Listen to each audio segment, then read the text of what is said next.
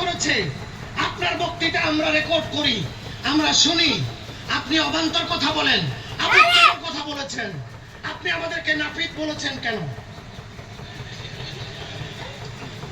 আমি বললাম ভাই নাপিতের কাজ কি? চুল কেটে ছোট করে, 2 ইঞ্চি চুল কেটে 1 ইঞ্চি করে।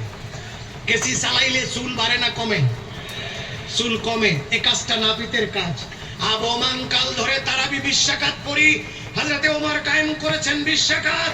সারা পৃথিবীতে পড়ে 20 রাকাত। হেরেম শরীফে 2 হেরেমে 20 রাকাত তারাবি পড়ে।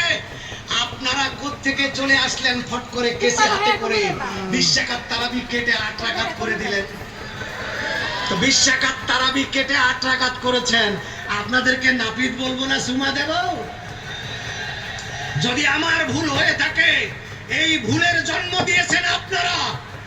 আমি যদি বেসামাল হয়ে কোন কথা টেলিভিশনে বলে থাকি, তাহলে এজন্য দায়ী আপনারা। আপনারা এই দেশের পীর ফকিরদেরকে চোর চোরটা বলেছেন টেলিভিশনে, আন্তর্জাতিক মিডিয়াতে আপনারা বলেছেন। ঈদে মিলাদুন নবী আর জন্মাষ্টমী একই জিনিস। হিন্দুদের জন্মাষ্টমী আর ঈদে মিলাদুন নবী, নবীর জন্মদিন পালন সেম জিনিস। ওটাতে যেরকম গুনাহ হবে, এটা তো সেরকম গুনাহ হবে। এই কথা বলার দুঃসাহস আপনাদেরকে কে দিল?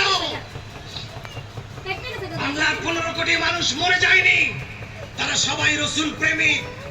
আপনারা মাঝখান থেকে দালাল সেজে এসে তেলের টাকায় ভুলে গেলেন, আর ঈদে মিলাদুন নবীকে জন্মাষ্টমী বানিয়ে দিয়েছেন টেলিভিশনে।